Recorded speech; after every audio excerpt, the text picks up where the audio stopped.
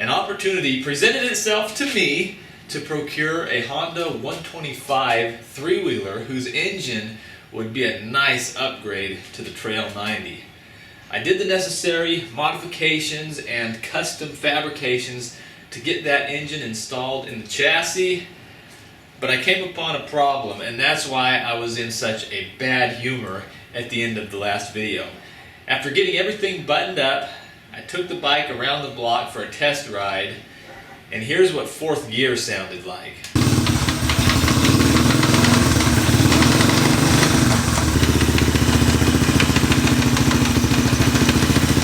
That's the sound of transmission problems, and consequently a lot more work on a project that I thought was done. I was unhappy about the circumstances, but then I got over it. I started tearing into the engine, and look what I found stuck down here to the flywheel magnet. A tooth. Now, there's a chance this is just a baby tooth and a new one grew in, but I doubt it. So, taking this thing apart is the right choice. This was supposed to just be a quick afternoon project. Oh well, that's how these things go sometimes. Anyway, I've got this oyster shell cracked apart. Let's open it up and see what pearls of destruction await within. Oh, I see it already. Do you see that? Okay, well, it wasn't a mistake to take this thing apart. Was it a mistake to drive all that distance to get it and all the energy converting the Trail 90 to accept it? I'll choose to not answer that question right now. So I have what I believe to be a complete damage report. We have item A, broken transmission gear, item B, broken shifting fork, and item C, which I believe was the catalyst for all this other destruction, and that's a broken shift drum locator arm. The remainder of it is still attached to the engine. So I need to order some parts. My project has been stagnating for the past couple of days, but look what just came in the mail. A gear, a shift fork, a shift drum stopper arm, and a gasket kit. It's put together time. I've got the arm and its spring where they belong. Now I can assemble the rest of this side. I hope I'm doing this right. Cover time. Quick, get a screw in before it all falls apart. The right side cover is on. Now I'll move over here and try to fit this new shift fork. The shift fork looks good, so I think I can drop fourth gear on here now. And just like that, my gearbox is back in business. Now I just need to put all this back like it was. Immediately before assembly, I try to get everything as clean as possible, especially these gasket surfaces. Hope this is right. I feel like I'm making a really complicated sandwich. Hey now, not so heavy on the horseradish. Come on, come on. Steady as she goes.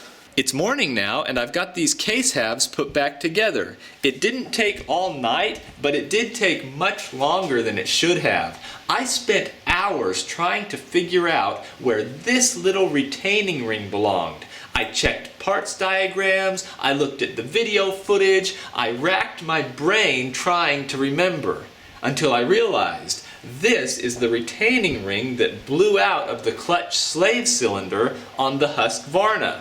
So, pro tip, don't contaminate one workstation with stray parts from another project. Save you some time that way. So now that my mind is at ease about that, I can stack some more parts on here. We've got a few minutes to spare while I finish putting this together, so I think I'll read and respond to some Trail 90 comments. How did you learn about small engine mechanics? Just messing around, or did you take a class? My mechanical aptitude was developed strictly out of necessity, because when I was a kid, I really wanted a motorcycle, but my parents wouldn't buy me one. So the basket cases I drug home inevitably needed a lot of work, and I was all alone with only my wit and a few hand tools at my disposal. Danny Green says, put a Piranha 140 in it. Danny, that costs money. Money that would be going directly to China. Money that I didn't want to spend on this machine. And I also felt like the best way to respect the Trail 90 was to keep it as Honda as possible. So that's why I went with the ATC engine. I have nothing against the Piranha or Lifan engines in these machines. Probably a lot less work than what I'm doing here, and maybe even more reliable and faster. But I think there's something to keeping it all Honda.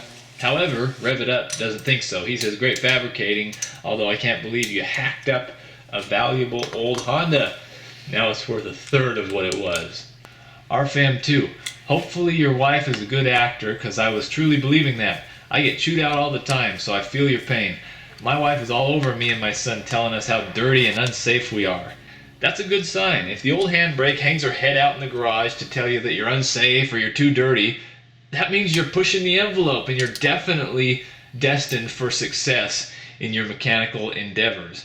It's better than her telling you to get off the couch and get out of your pajamas because it's almost dinner time. You know, it's late. I should be inside reading my evening paper. Actually, I should be doing the income taxes.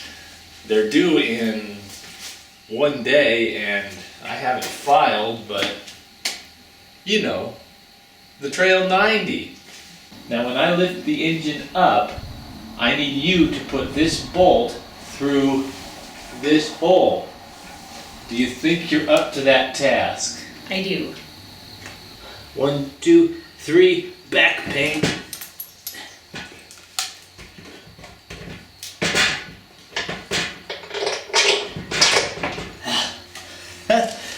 Thank you, dearest.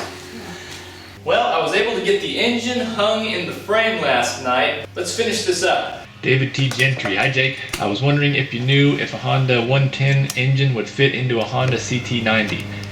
It will physically bolt into the frame, but the electronics are probably different.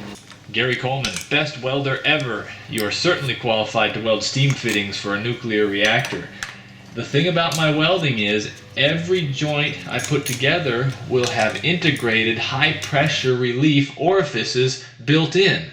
It's revolutionary. Luke Martin, how do you remember which screws go where? I like to think that because of my great experience and mechanical intuition, I just know where the screws go. But I admit, I do refer back to these videos to see how things were when I started, from time to time. Alright, last part. There, it's done. Ready to see if it was worth it?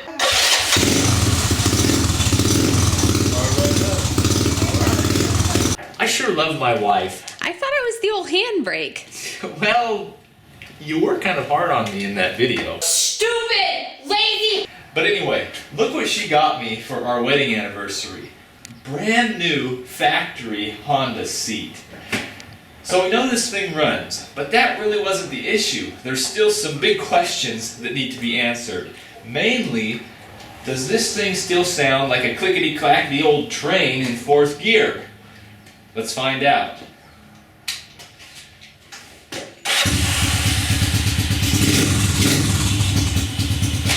First gear.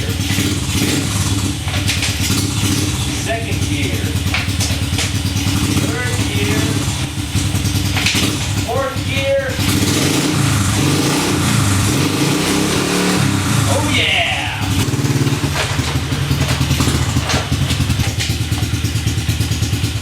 Okay, that's exactly what I wanted to hear. And this project was not a total waste of time. There's only one thing left that I'm wondering about. Is there a noticeable power increase with this new motor? I haven't ridden this thing very much yet, but I know for sure the old Trail 90 could not do this. It's hard to say what the exact horsepower figures are, but the seat of the pants says we're getting really close to double digits. So the next thing I want to do with this project is mostly just enjoy the motorcycle. And I'll probably make a ride-along video in the future if I can think of a way to make it interesting. Ooh, this thing's fun. Even in the rain. Thanks for watching.